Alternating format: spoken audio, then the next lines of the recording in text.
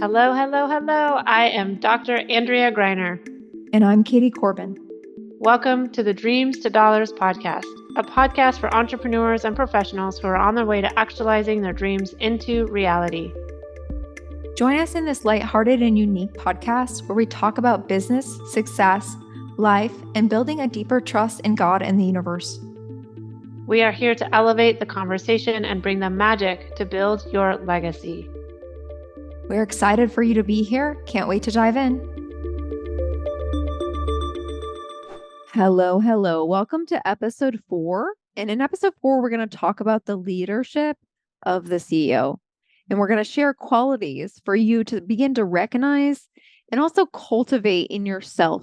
And when we say cultivate, it's almost like to bring more awareness to that area and then also to practice it, right? So cultivating the practice of the leadership quality, because leadership's not something, some people might be more born leaders, but really leadership qualities, and especially of the CEO, is cultivated over time. So you also may recognize that there are areas in these qualities where you really maybe thrive in, and then there may be other areas that you might feel a little bit weaker in. So just pay attention to how you feel when we talk about these areas, and pay attention to where you feel strong and also where you feel weak, because the weak areas are actually the ones that you probably want to work on more just than even the strong ones, right? Because sometimes the weak areas are the ones that we need to really look at and go like, dang, I don't really feel super strong in that area, right? So the first one we're going to talk about as a quality of a CEO leader is boldness. And boldness may even feel like a little triggery to people, because it can be. When we talk about boldness, it's not about being like, here I am, I'm being really bold, or bringing the attention to you necessarily, but it's being really defined and refined in what you stand for and what your beliefs are. And even if your beliefs are a little bit flexible, right? You could say like, well, I believe that this is, something important to me. And then as you go through your time and your wisdom, that belief can also morph a little bit, right? Like you could say, well, through experience, I actually believe this even more. So boldness is where you can actually stand in your beliefs and be bold when it comes to your business. And that means that you're willing to sell.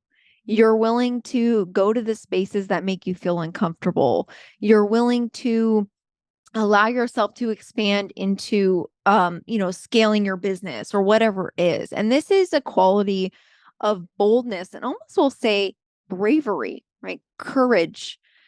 The willing to step outside of your comfort zone is the willing to be bold.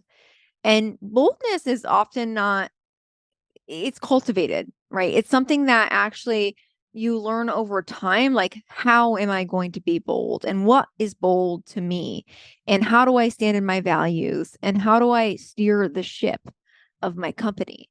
And that really, and boldness is levels, right? So there's like people that may have like almost like I wouldn't say like too much bold, but there's like a high level of being bold. Like, I don't care what anybody else believes. This is what I believe. And this is what I think is right. There's a high level of boldness. And then there's like lower levels of boldness. When I say lower, I just mean like there's a spectrum where you can be like, no, this is what I stand for, and this is what I believe in. But I also don't need to like wave a flag that this is like my belief, and everybody else should be on the train that of what I believe. So it's interesting with boldness too, as well. It can also feel like sometimes when we're trying to be more bold, we can also almost polarize to being more like talking more, or expressing our emotions more, or allowing yourself to feel seen and heard. And sometimes it can actually swing. If you feel sort of not bold, you can actually swing the other way and almost feel like, wow, am I being too bold? So this again is a cultivation process, and allowing yourself to really stand in your values, your passions, what you stand for, what you almost like foresee in your business, and even the impact that it has. So, for example, if somebody has really a bold vision, like they want to change the way the medical system is done, right? That's a bold vision. But almost like in that boldness, there's steps to really cultivate that. Like, how are you going to do it? What do you stand for? What are your values? How do you believe by being bold that it's going to create an impact and a change? So this is not like a one-off thing where you're like, all of a sudden I'm bold and this is how I am. It's actually a cultivation process that happens over time where you become more and more bold in your values. Yeah, and I want to add an example of a lot of clients that Katie and I see, right? So we have a lot of clinicians that are wanting to move online, and there's a huge level of boldness that is required from that. It's one thing to build something in a brick and mortar, and it's almost like move, and Katie and I have both done this, it's this moving from one to one. Now you can still do one to one online, but like this idea that like moving into social media and selling. And that's it. Like we both have done it, and it takes a big level of boldness that we've noticed our clinicians or anyone with a brick and mortar moving into that space. It's new, it's unfamiliar, it can be kind of scary, and it does require a boldness to step into that space and be like, okay, I'm not just going to share pictures of my puppy dogs or other people's posts, or it's like it really asks you to just like Katie said, show up with your values, show up with like, what are your bold beliefs that you're really here that do contribute not only as a CEO to your business, but your dreams that you're creating, within your business, within your life, within your body. And I would say we do a pretty good job of helping people or our clients, uh, what is this? Like develop, sometimes we have to develop boldness, which sounds really strange, but I like when we use the courage, the term courage, like helping take that courageous act, because it is a courageous act to move from something, a clinician into having an online presence. Very courageous. It's very different. We're not taught that in schools and in that type of area. So this is an area that Katie and I really witness, and also I would say contribute to our clients they're in that. Now, can you also have boldness and as a clinician not moving online? Absolutely. That's also necessary. So And what I just wanted to I was say this is also true in all professions, right? We'll say like from a yeah. clinician standpoint, this is true if you're a lawyer and you want to have a global presence. This is true if you are a local business and you're expanding out into a franchise. This is true if you own a company that is a professional service company and you want to create a global product.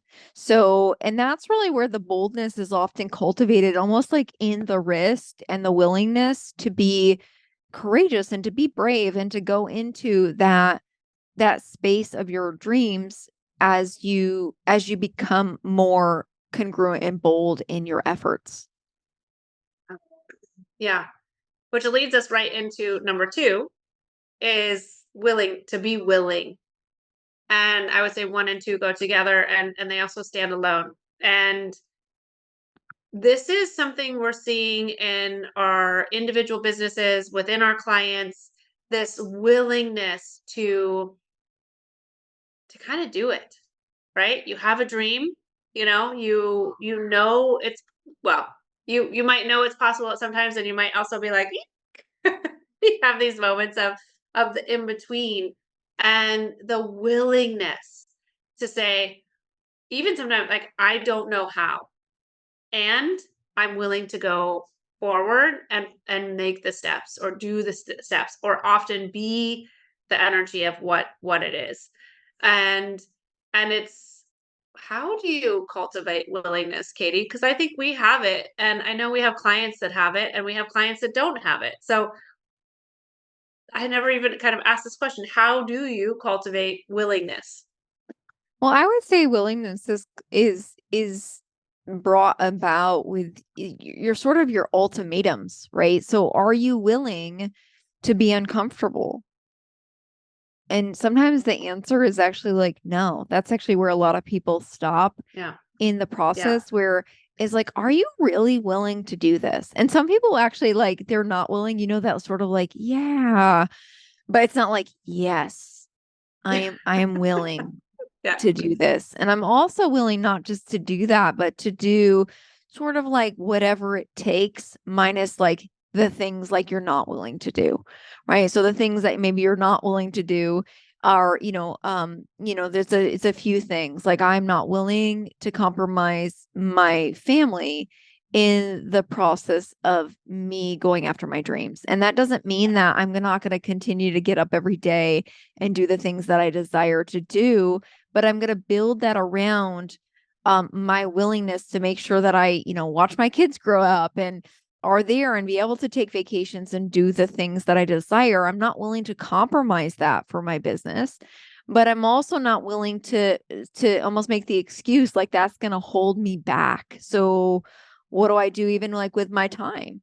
Right? So that's the thing. You got to be willing to make it work for what you are willing to do. So I think it's actually doing almost like being willing is a process of defining and defining your priorities and your values, and then basing the Yeah. priorities and values on what you are willing to do, and then not making the excuses around almost like, well, you are willing to do that, but then it's like, well, you're not willing to be uncomfortable. Well, you're not going to get to that then. So you need to be Yeah. willing to be uncomfortable in situations and to feel weird and to feel crazy and to, whatever it is.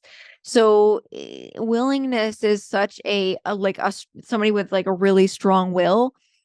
You almost like develop that through time. Now, I do believe, and this is my belief, that I do think that certain people are sort of born with stronger wills than others. And then I would say most people, though, it's developed over time, right? Yeah. So It's cultivated. yeah, yeah, Because what I love about what you said too is I think about helping people create what they want in their business and having, the roadmap to that. And then, so you talked about beliefs, which I love. Like, what are your values? What are your beliefs? And then what I also get about this is like, okay, let's say their target is 20, 30, 40K months, and you roadmap what that is. What type of offers that's going to take, what type of effort and time that's going to take. And then even doing like, uh, are you willing to do that? This is going to, this target is going to take this amount of work or time energy or or energy, yes. time.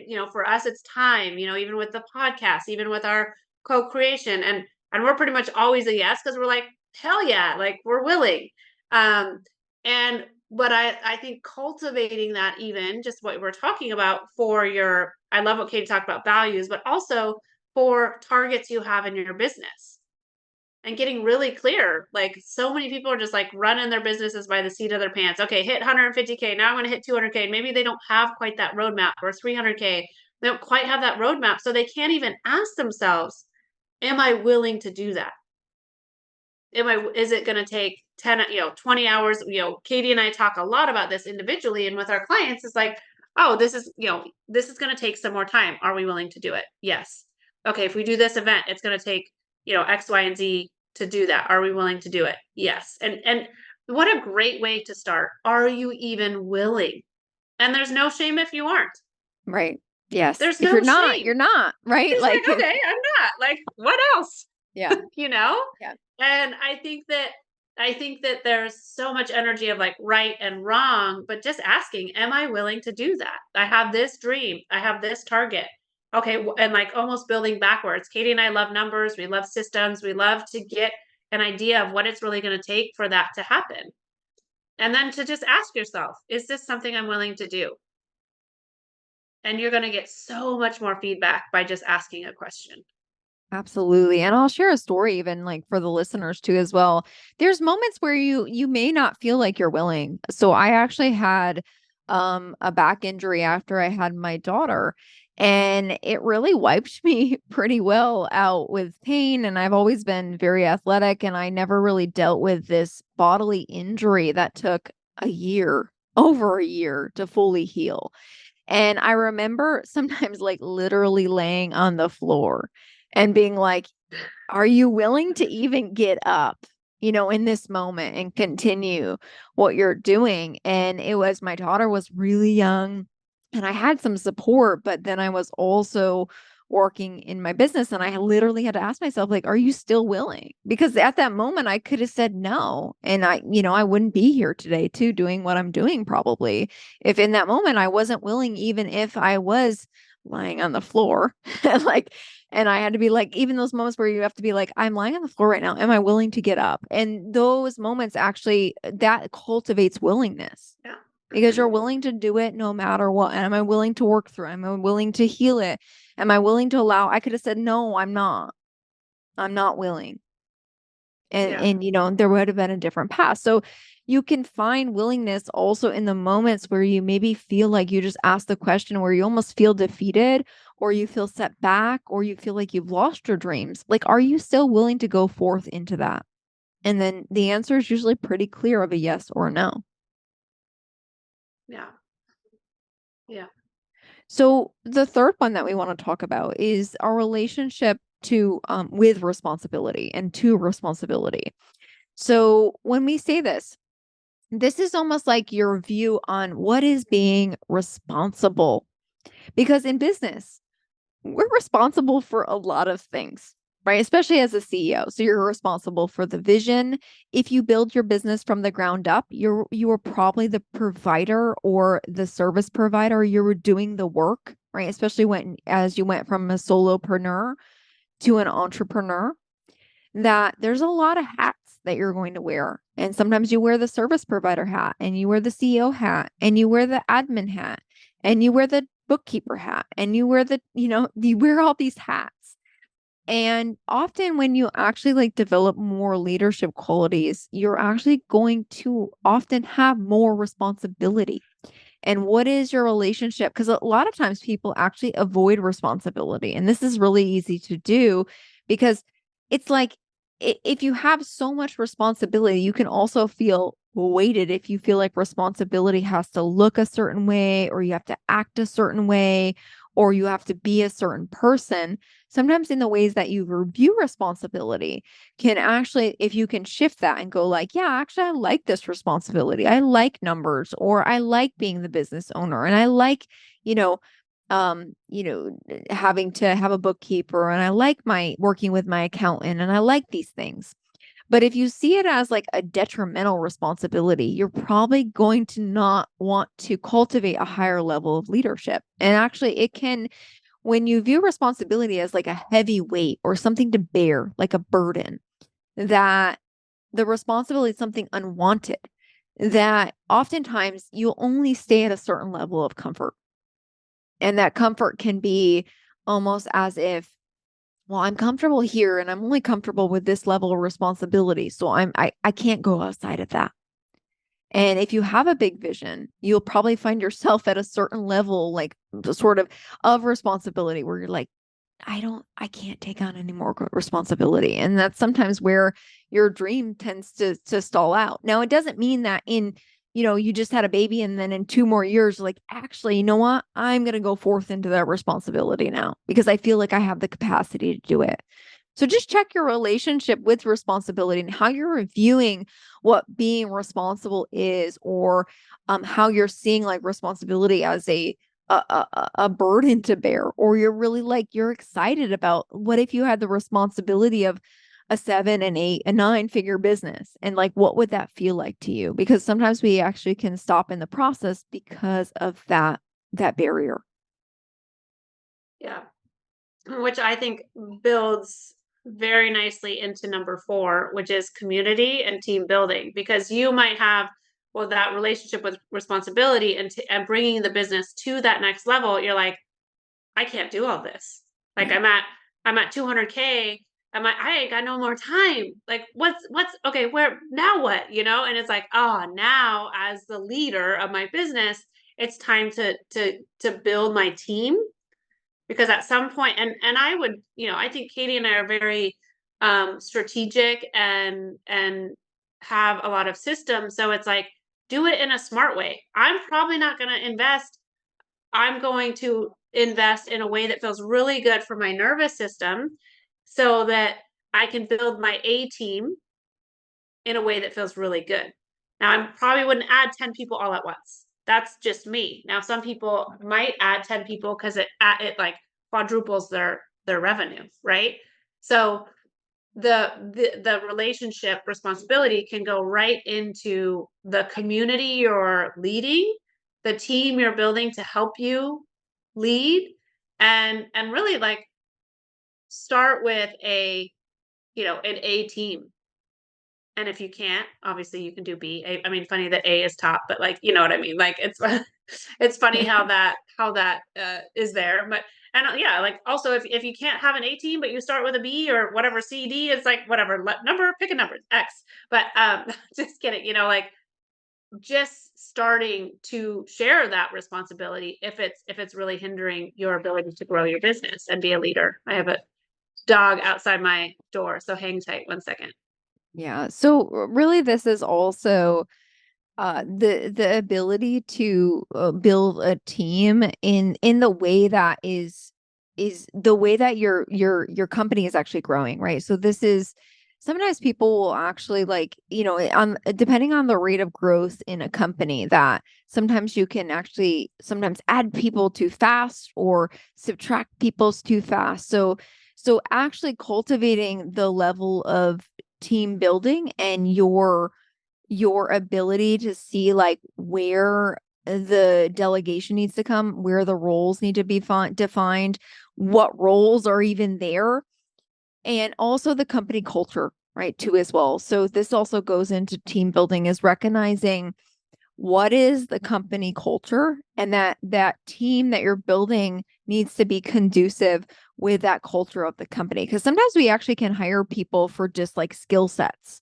but if they actually don't tend to fit into the company culture, it's almost as a, depending on what kind of company, obviously, and huge companies, but companies with small teams often hire more for personality and fitting into the company culture and like the purpose and the drive, and like skills can often be learned. Now that's not true of like licensed skills like a doctor or a lawyer or an acupuncturist or whatever that is. Like you need that level of skills and regulation and all the things, but when you're building, team building is almost like a whole subset of leadership. But we just wanted to mention this and some basics around it, because this is a quality of a CEO. When you recognize who needs to be on my team, what do they need to do, what kind of team player am I going to bring onto my team, and that really is it's almost like it's the role of leadership that gets defined when you go from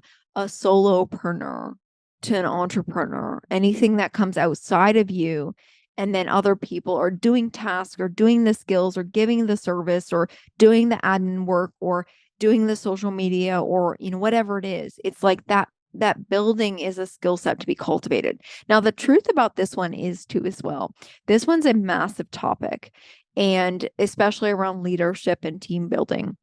When you look at big, huge companies, I mean, this is something that's cultivated in the company every year, every day. They hire people for specific team building. So start small, right? If you're building teams, start small with team building and learn as you go. The other thing too as well is there's so many resources out there on leadership and team building that you can actually build this skill set yourself, but also you can hire out in ways that can actually help you to learn more avenues that you may not have known by just doing it from experience. So again, I just want to preface that by saying that this part of the leadership qualities is a really big topic, and we just wanted to break it down into a couple qualities that you can start to cultivate and think about when you build teams. Yeah. I mean, that's like a whole semester that we could It's like teach a a class whole on that. year. It's like a whole Yeah. year. Yeah, it's So years, honestly. Some of yeah. the stuff takes years to cultivate, but some of the basics, and I feel like even with team building for me, it's almost like something I've experienced, and also something that I'm always willing to work on. Yeah. And I think asking what type of leader you are and what type of community and what type of team and all of those, just like Katie said, starting small. So we will leave that there, knowing that that is a very big topic to discuss future, and knowing that that was not its completed, in Right. It's not the completion. So completion cycle of it's not that. the completion of that one.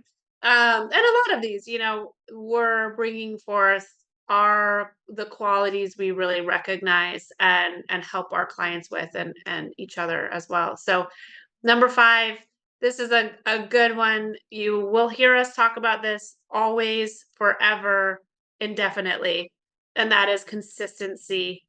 And um like consistency, knowing that it won't always look the same every day.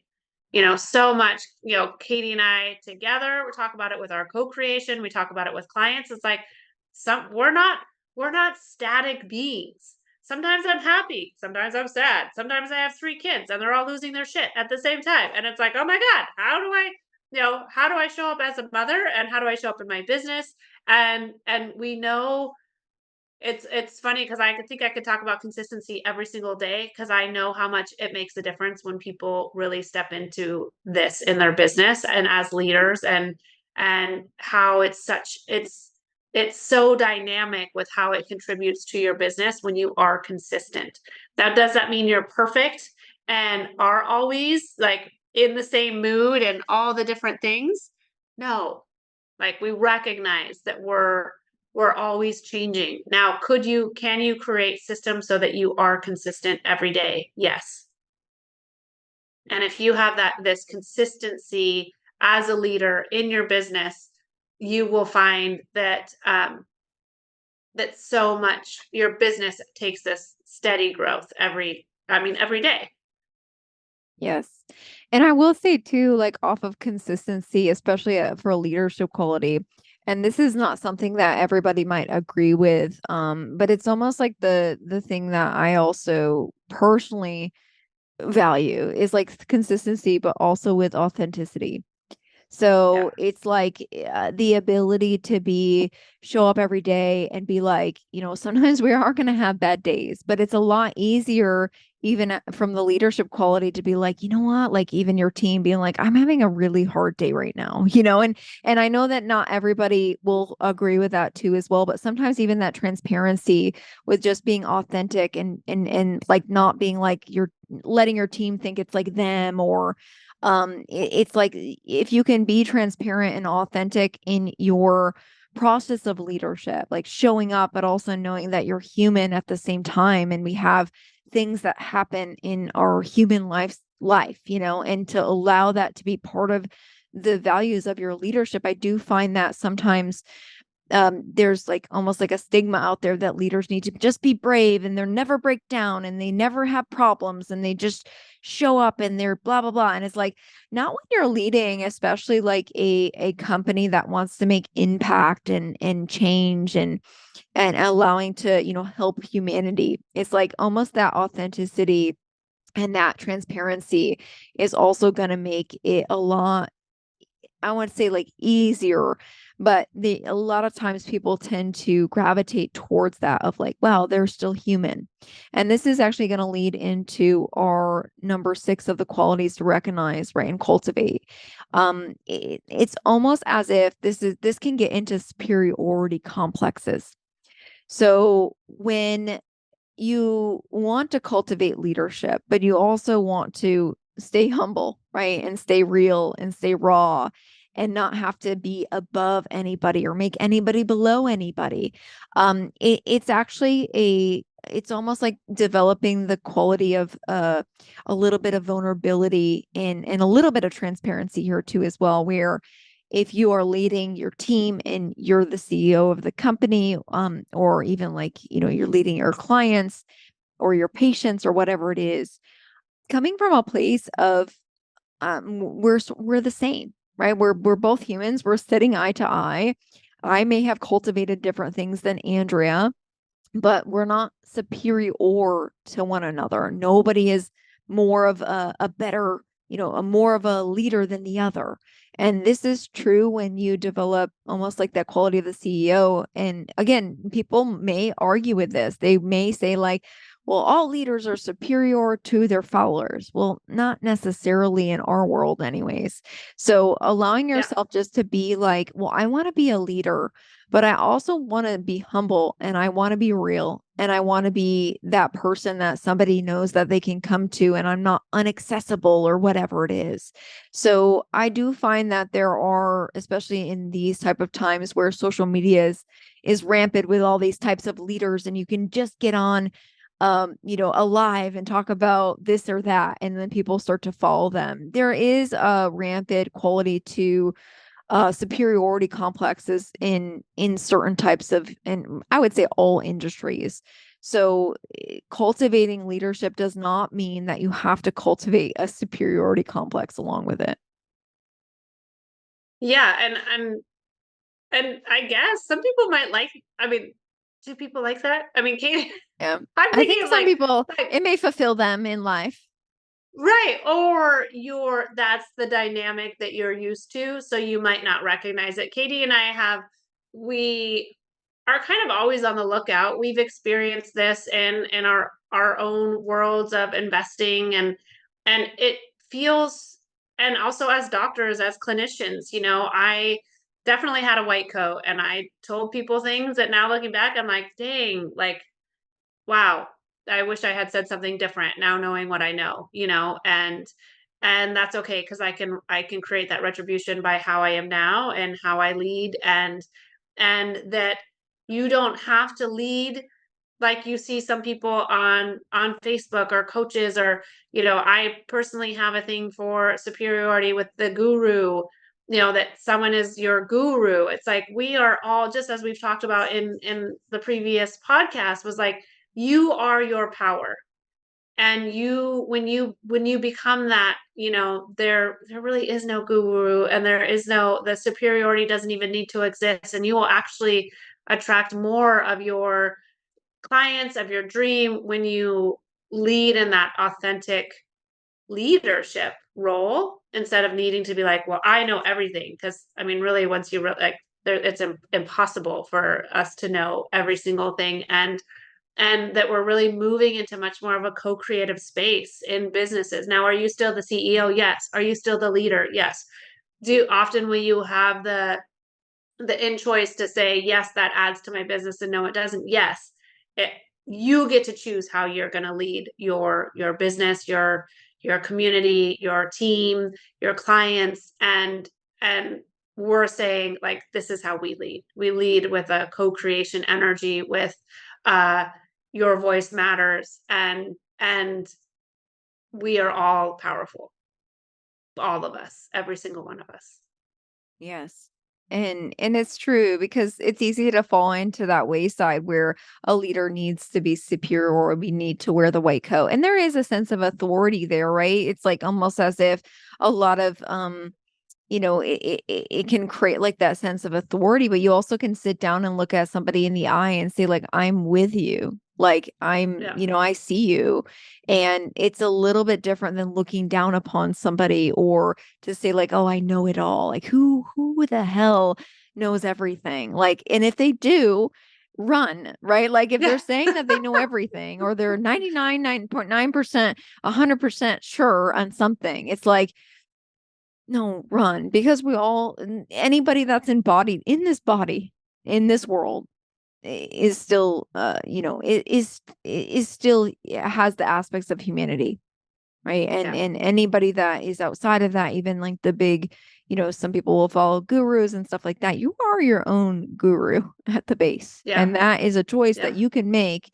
It's just leeching power into something outside of you. So we love this topic and thanks for listening to this topic, especially if you're a CEO. Leadership is something that I feel like is an ongoing evolution and you're going to be continuing to work on this for the rest of your basically for the rest of your entrepreneurial season, right? So don't think that you need to immediately, oh, I got to develop this or that. Like, give yourself space around what you feel like you need to cultivate more in this moment, and allow yourself to be almost like an evolution of you around the leadership of who you want to be.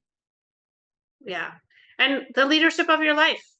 It can be business and your life, So go forth and enjoy. And again, always share with us. We're cheering you on. Ask us questions, reach out to us, join our communities. You'll see all those links below. And we're sending y'all lots of love. Bye-bye.